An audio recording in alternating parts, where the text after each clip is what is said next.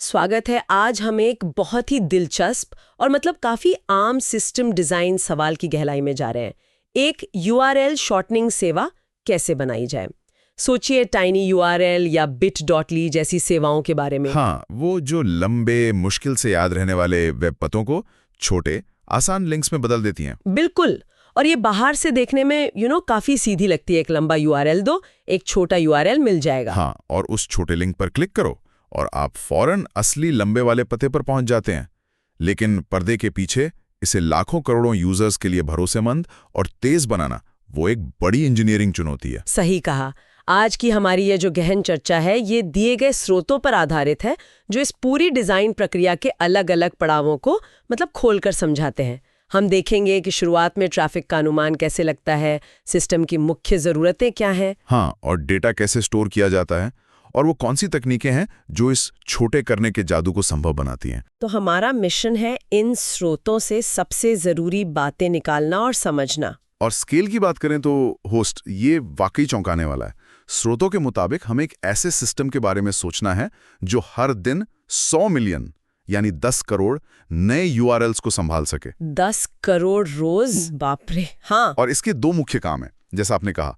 पहला, यूआरएल छोटा करना मतलब शॉर्टनिंग, और दूसरा उन छोटे यूआरएल से वापस असली पते पर भेजना यानी रीडायरेक्शन। 10 करोड़ रोज, जाहिर है इतने बड़े पैमाने पर सिस्टम को कुछ खास गुणों वाला होना चाहिए। निश्चित रूप से। देखिए, 3 चीजें सबसे अहम हैं। पहली, उच्च उपलब्धता, हाई अवेलेबिलिटी, मतलब ये सेवा लगभग हमेशा चालू रहनी चाहिए, बंद नहीं होनी चाहिए। ठीक है। दूसरी, मापनीयता, स्केलेबिलिटी, मतलब अगर ट्रैफिक बढ़े, चाहे 2 गुना हो या 10 गुना, सिस्टम उसे संभाल पाए।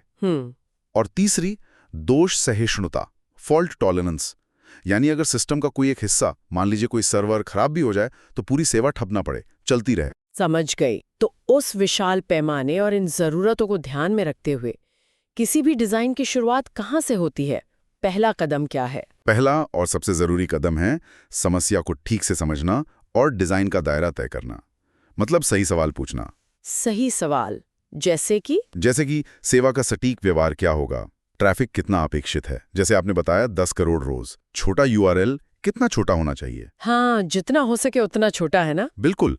उसमें कौन से अक्षर इस्तेमाल हो सकते हैं, क्या पुराने यूआरएल्स को मिटाने या बदलने की जरूरत होगी, ये सब पहले क्लियर करना जरूरी है।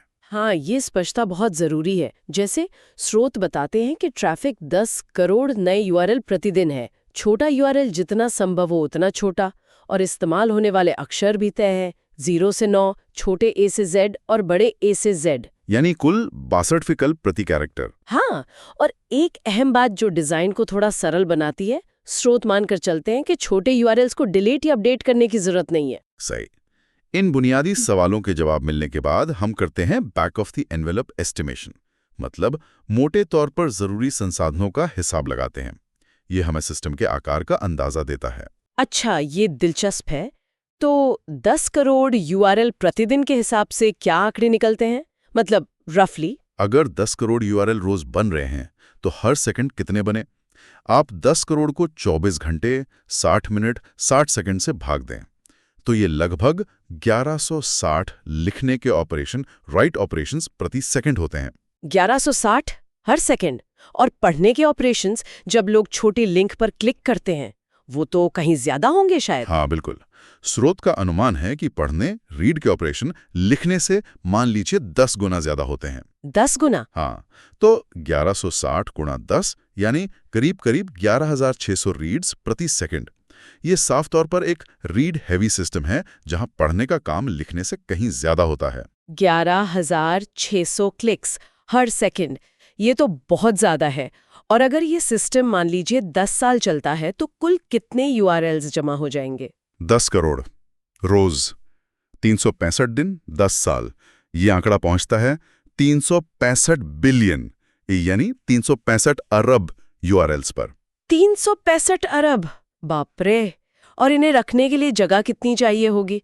स्टोरेज का क्या अनुमान है? अगर हम माने कि एक औसत यूआरएल की लंबाई मान लीजिए लगभग 100 बाइट्स है, तो 365 अरब यूआरएल्स के लिए सिर्फ यूआरएल स्टोर करने में ही करीब 36.5 टेराबाइट्स लगेंगे सिर्फ यूआरएल के लिए? हाँ, और दूसरा डेटा जैसे इंडेक्स वगैरह मिलाकर स्रोत का 10 साल का अनुमान करीब 365 टेराबाइट्स तक जाता है। 365 टेराबाइट। ये आंकड़े वाकई सिस्टम की विशालता का एहसास कराते हैं। ये सिर्फ एक यूआरएल को छोटा करना नहीं बल्कि एक बहुत बड़े डेटा मैनेजमेंट का काम है। सही कहा। ये अनुमान हमें बताते हैं कि हमें मेमोरी, डिस्क स्पेस और प्रोसेसिंग पावर के बारे में बहुत गंभीरता से सोचना होगा। ये अनुमान डिजाइन के अगले चरणों के लिए जमीन तैयार करते हैं। ठीक है। अब हम सोच सकते हैं कि क्लाइंट जैसे वेब ब्राउज़र या मोबाइल ऐप और हमारे सर्वर के बीच बातचीत कैसे होगी। इसके लिए हमें APIs डिफाइन करने होंगे। हाँ, सूत्रों में रेस्ट स्टाइल API का जिक्र है। ये क्या होता है और यहाँ कौन से मुख्य API एंड पॉइंट्स चाहिए होंगे? रेस्ट मतलब रिप्रेजेंटेशनल स्टेट ट्रांसफर, वेब सेवाओं के डिज़ाइन का एक बहुत पॉपुलर तरीका है। ये वेब के स्टैंडर्ड प्रोटोकॉल जैसे HTTP का इस्तेमाल करता है। यहाँ हमें मुख्य रूप से 2 एंड पॉइंट्स की जरूरत होगी। 2? कौन-कौन से? पहला, URL छोटा करने के लिए क्लाइंट एक पोस्ट रिक्वेस्ट भेजेगा, मान लीजिए API v1 डेटा शॉर्टन पर। इस रिक्वेस्ट के बॉडी में असली लंबा URL होगा। सर्वर जवाब में नया छोटा URL देगा। ओके, और दूसरा? दूसरा, URL रीडायरेक्ट करने के लिए क्लाइंट छोटे URL के लिए एक गेट रिक्वेस्ट भेजेगा, जैसे API v1 शॉर्ट URL।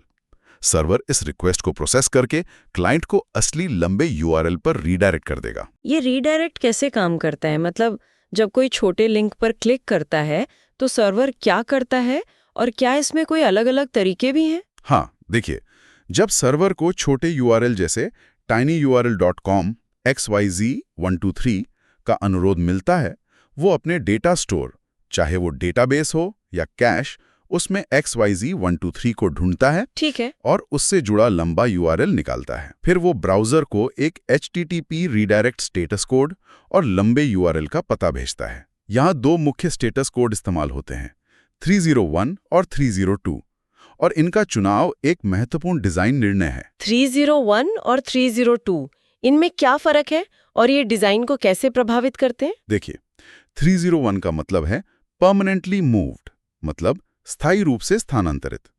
अगर सर्वर 301 भेजता है तो ब्राउज़र इस जानकारी को याद कर लेता है, कैश कर लेता है। अच्छा। अगली बार जब आप उसी छोटे लिंक पर क्लिक करेंगे तो ब्राउज़र सीधे लंबे URL पर चला जाएगा, हमारे सर्वर से पूछे बिना। इससे सर्वर का लोड काफ़ी कम हो जाता है। तो ये तो प्रदर्शन के लिए बेहतर लगता है। फिर 302 क्यों इस्तेमाल करें? हाँ, यहीं पर ट्रेड ऑफ आता है। 302 का मतलब है टेम्पररीली मूव्ड, अस्थायी रूप से स्थानांतरित। इसमें ब्राउज़र हर बार छोटे लिंक पर क्लिक करने पर हमारे सर्वर से पूछता है कि कहाँ जाना है। हर बार? हाँ, इसका फायदा यह है कि हम हर क्लिक को ट्रैक कर सकते हैं, मतलब एनालिटिक्स इकट्ठा कर सकते हैं कि कौन सा लिंक कितनी बार, कब और कहाँ से क्लिक हो रहा है। लेकिन इसका नुकसान यह है कि सर्वर पर लोड ज़्यादा पड़ता है। अच्छा, तो यहाँ एक सीधा ट्रेड ऑफ है। प्रदर्शन मतलब 301 बनाम ज़्यादा डिटेल्ड एनालिटिक्स मतलब 302। ये तो सेवा के व्यावसायिक लक्ष्यों पर निर्भर करेगा। बिल्कुल। अब इस मैपिंग को यानी छोटे URL से लंबे URL को जोड़ने का सबसे बुनियादी तरीका क्या हो सकता है? सबसे सिंपल, सबसे सीधा विचार, जैसा कि सूत्रों में भी है, एक हैश टेबल या डिक्शनरी का इस्तेमाल करना है, जिसमें हर एंट्री छोटा URL, लंबा URL की जोड़ी हो। छोटा URL आया, टेबल में देखा, लंबा URL निकाला और रीडायरेक्ट कर दिया। सिंपल। लेकिन हमने अभी देखा कि हमें 365 अरब URLs स्टोर करने पड़ सकते हैं। क्या ये सब मेमोरी में, मतलब हैश टेबल में रखना संभव है? यही इसकी मुख्य सीमा है। अरबों एंट्रीज को मेमोरी में रखना बहुत महंगा और सच कहूं तो अव्यवहारिक है। मेमोरी तेज होती है, नो डाउट, लेकिन सीमित और महंगी भी। इसलिए हमें एक ज्यादा टिकाऊ और स्केलेबल स्टोरेज समाधान चाहिए। जैसे कि एक डेटाबेस। ओके, तो डेटा मॉडल कैसा दिखेगा? डेटाबेस में हम ये जानकारी कैसे व्यवस्थित करेंगे? स्रोत एक बहुत ही सरल लेकिन प्रभावी डेटाबेस टेबल डिजाइन सुझाते हैं। एक टेबल जिसमें मुख्य रूप से 3 कॉलम हो। 3 कॉलम कौन से? एक यूनिक नंबर जो हर एंट्री के लिए अलग हो, ये प्राइमरी की होगी। दूसरा, शॉर्ट URL, वो छोटा URL वाला हिस्सा जैसे XYZ123। और तीसरा, लॉन्ग URL, असली वाला लंबा URL। ठीक है, डेटाबेस में स्टोर करेंगे। लेकिन अब आते हैं असली जादू पर। लंबे यूआरएल को उस छोटे XYZ123 जैसे कोड में बदलना कैसे है? मतलब वो हैश फंक्शन fx कैसे काम करेगा? हाँ, ये कोड लॉजिक है। देखिए, सबसे पहले हमें ये तय करना होगा कि ये छोटा कोड शॉर्ट यूआरएल का हिस्सा कितना लंबा होना चाहिए। हमने देखा कि हमारे पास 62 अक्षर उपलब्ध हैं, 09AZAZ। हाँ, 62। और हमारा लक्ष्य 365 अरब यूनिक यूआरएल्स को सपोर्ट करना है। तो हमें 62 की कितनी घात मतलब पावर चाहिए होगी? हमें सबसे छोटा n ढूंढना है जहां 62n ग्रेटर देन 365 अरब हो। अगर हम गणना करें तो 62 लगभग 57 अरब होता है, जो कम है। काफी कम है। हाँ, लेकिन 62 करीब 3.5 ट्रिलियन होता है, यानी 3500 अरब। ये 365 अरब से काफी ज्यादा है, तो 7 अक्षरों का कोड पर्याप्त होगा। ठीक है, 7 अक्षरों का कोड चाहिए। अब इसे बनाने के तरीके क्या हैं? स्रोत 2 मुख्य दृष्टिकोण बताते हैं। पहला है हैश प्लस टकराव समाधान। इसमें हम किसी स्टैंडर्ड क्रिप्टोग्राफिक हैश फंक्शन जैसे MD5 या SHA-1 का उपयोग करते हैं। ये फॉर्मूले किसी भी इनपुट डेटा का एक फिक्स्ड साइज का फिंगरप्रिंट या हैश बनाते हैं। तो हम लंबे यूआरएल का हैश निकालते हैं। लेकिन ये हैश तो काफी लंबे होते हैं ना, 7 अक्षरों से कहीं ज्यादा। सही कहा। उदाहरण के लिए एक सामान्य विकिपीडिया लिंक का MD5 हैश भी 32 अक्षरों का हो सकता है। तो एक तरीका यह है कि हम इस लंबे हैश के सिर्फ पहले 7 अक्षर ले लें। सिर्फ पहले 7? हाँ, लेकिन यहाँ एक बड़ी समस्या है, टकराव मतलब कोलिजन। टकराव, इसका क्या मतलब है? टकराव का मतलब है कि 2 अलग-अलग लंबे यूआरएल्स का हैश करने पर संयोग से एक ही 7 अक्षर का कोड बन जाए। क्योंकि हम लंबे हैश को काट रहे हैं, ये संभव है, और हमें तो हर लंबे यूआरएल के लिए एक यूनिक छोटा यूआरएल चाहिए, इसलिए टकराव तो चलेगा नहीं। बिल्कुल नहीं। तो इस टकराव को कैसे सुलझाएंगे? अगर टकराव होता है तो हमें एक नया यूनिक 7 अक्षर का कोड जनरेट करना होगा। स्रोत बताते हैं कि हम मूल 7 अक्षर कोड में कुछ और अक्षर जोड़कर या किसी और तरीके से उसे बदलकर एक नया कोड बना सकते हैं, और फिर डेटाबेस में जांच सकते हैं कि क्या ये नया कोड पहले से इस्तेमाल हो रहा है। ये प्रक्रिया तब तक दोहराई जाती है जब तक एक यूनिक कोड ना मिल जाए। लेकिन हर बार डेटाबेस में जांचना ये तो धीमा हो सकता है, खासकर जब सिस्टम बड़ा हो। हाँ, बिल्कुल। ये प्रदर्शन के लिए एक चुनौती है। इसे बेहतर बनाने के लिए स्रोत ब्लूम फिल्टर जैसी तकनीक का जिक्र करते हैं। ब्लूम फिल्टर, ये क्या है? ये एक कह सकते हैं संभाव्य डेटा संरचना है जो बहुत तेजी से बता सकती है कि कोई आइटम सेट में निश्चित रूप से नहीं है या शायद है। इससे हम कई अनावश्यक डेटाबेस जांचों से बच सकते हैं। अगर ब्लूम फिल्टर कहता है कि कोड मौजूद नहीं है तो हमें डेटाबेस देखने की जरूरत ही नहीं। अच्छा, ये काफी स्मार्ट है। ये तो हुआ पहला तरीका। दूसरा तरीका क्या है? दूसरा और शायद ज्यादा एलिगेंट तरीका है बेस 62 कन्वर्जन। ये मूल रूप से गणितीय बेस बदलने जैसा है। जैसे हम दशमलव बेस 10 संख्याओं को बाइनरी बेस 2 में बदलते हैं, वैसे ही हम एक यूनिक संख्या को बेस 62 में बदल सकते हैं। बेस 62 ही क्यों? क्योंकि हमारे पास छोटी यूआरएल के लिए 62 संभावित अक्षर हैं, 0 से 9, A to Z। हम हर अक्षर को 0 से 61 तक एक मान दे सकते हैं। जैसे 0 को 0, 9 को 9, 10 को A, 35 को Z, 36 को A और 61 को Z। फिर हम किसी भी बड़ी संख्या को इन 62 अंकों का उपयोग करके दर्शा सकते हैं। क्या आप इसका एक उदाहरण दे सकती हैं? मतलब दे सकते हैं? हाँ, जरूर। मान लीजिए हमें डेटाबेस से एक यूनिक आईडी मिलती है, जैसे 11157। ये बेस 10 में है। इसे बेस 62 में बदलने के लिए हम इसे 62 से बार-बार भाग देते हैं और शेषफल रिमाइंडर नोट करते हैं। ठीक है। 11157 divided by 62 is equal to 179, शेषफल 59। 59 हमारे मैप में x है। फिर 179 divided by 62 is equal to 2, शेषफल 55। 55 है t। फिर 2 divided by 62 is equal to 0, शेषफल 2। 2 है 2। अब शेषफलों को उल्टे क्रम में लें, 2, 55, 59। इन्हें हमारे बेस 62 अक्षरों से बदलें, 2tx।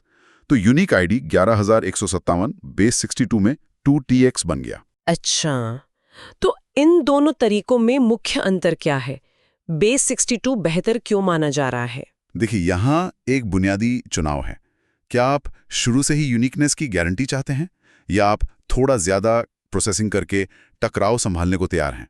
बेस 62 कन्वर्जन अगर एक यूनिक इनपुट संख्या जैसे डेटाबेस आईडी पर लागू किया जाए तो नेचुरली एक यूनिक बेस 62 स्ट्रिंग उत्पन्न करता है। कोई टकराव नहीं, मतलब गारंटीड यूनिक। हाँ, अगर आईडी यूनिक है। जबकि हैशिंग वाले तरीके में हमें टकराव की संभावना को पहचानना और उसे एक्टिवली मैनेज करना पड़ता है, जिसमें अतिरिक्त जांच और लॉजिक शामिल है। इसलिए बेस 62 को अक्सर ज्यादा सीधा और सुरुचिपूर्ण माना जाता है। ठीक है, तो अगर हम बेस 62 का उपयोग करते हैं तो पूरा यूआरएल शॉर्टनिंग प्रोसेस कैसा दिखेगा स्टेप बाय स्टेप? हाँ, प्रक्रिया कुछ इस तरह होगी। 1. क्लाइंट से लंबा यूआरएल आता है। हाँ। प्रक्रिया कुछ इस तरह होगी। 2. सिस्टम पहले डेटाबेस में देखता है कि क्या ये लंबा यूआरएल पहले से मौजूद है, शायद किसी इंडेक्स का उपयोग करके। ओके। अगर हुआ तो 3. अगर हाँ, तो उसका मौजूदा छोटा यूआरएल वापस भेज दिया जाता है, कोई नया काम नहीं करना। 4. अगर नहीं तो ये एक नया यूआरएल है। अब हमें एक यूनिक आईडी चाहिए। यहीं पर डिस्ट्रीब्यूटेड यूनिक आईडी जनरेटर काम आता है। अच्छा, ये क्या है? ये एक ऐसी प्रणाली है जो गारंटी देती है कि पूरे सिस्टम में भले ही कई सर्वर हों, हर नए यूआरएल को एक बिल्कुल यूनिक संख्यात्मक आईडी मिले। 5. इस यूनिक आईडी को बेस 62 कन्वर्जन एल्गोरिथम का उपयोग करके 7 अक्षर के छोटे कोड हमारा शॉर्ट यूआरएल हिस्सा में बदला जाता है। 6. अंत में इस नए आईडी, उत्पन्न छोटे कोड और असली लंबे यूआरएल को डेटाबेस टेबल में एक नई पंक्ति के रूप में स्टोर कर लिया जाता है। डिस्ट्रीब्यूटेड यूनिक आईडी जनरेटर, ये सुनने में थोड़ा जटिल लगता है। ये क्यों जरूरी है? ये बहुत महत्वपूर्ण है, खासकर हमारे स्केल पर। सोचिए 1160 राइट्स प्रति सेकंड। अगर कई सर्वर एक साथ नए यूआरएल बना रहे हैं तो हमें यह सुनिश्चित करना होगा कि वो गलती से एक ही आईडी न उत्पन्न कर दें। हाँ, वरना तो गड़बड़ हो जाएगी। बिल्कुल। अगर आईडी यूनिक नहीं होगी तो बेस 62 से बना छोटा यूआरएल भी यूनिक नहीं होगा। एक मजबूत यूनिक आईडी जनरेशन स्कीम बनाना अपने आप में एक क्लासिक डिस्ट्रीब्यूटेड सिस्टम प्रॉब्लम है। इसके कई समाधान हैं, जैसे ट्विटर का स्नोफ्लेक। ये हमारे छोटे यूआरएल की विशिष्टता की नींव है। समझ गए। ठीक है, ये शॉर्टनिंग प्रक्रिया स्पष्ट है। अब वापस रीडायरेक्शन पर आते हैं। हमने अनुमान लगाया था कि रीड्स मतलब पढ़ने वाले ऑपरेशंस राइट से 10 गुना ज्यादा हैं, 11,600 प्रति सेकंड। इतने सारे रीड्स को तेजी से कैसे संभालें? डेटाबेस पर तो बहुत ज्यादा लोड पड़ेगा। सही कहा। ये आंकड़ा तुरंत बताता है कि हमें स्पीड के लिए कुछ एग्रेसिव करना होगा। डेटाबेस अकेला इतने अनुरोध कुशलता से नहीं झेल पाएगा। यहीं पे कैशिंग की भूमिका अत्यंत महत्वपूर्ण हो जाती है। कैशिंग, हाँ, ये कैसे मदद करती है? रिडायरेक्ट की प्रक्रिया कैश के साथ कैसी दिखेगी? कैश एक तरह की बहुत तेज मेमोरी होती है, जैसे रेडिस या मेमकैस्ट, जहां हम अक्सर इस्तेमाल होने वाले डेटा को रखते हैं। तो रीडायरेक्ट प्रवाह कैश के साथ ऐसा दिखेगा। 1. उपयोगकर्ता छोटी यूआरएल लिंक पर क्लिक करता है। 2. लोड बैलेंसर अनुरोध को किसी एक वेब सर्वर पर भेजता है। ठीक है। 3.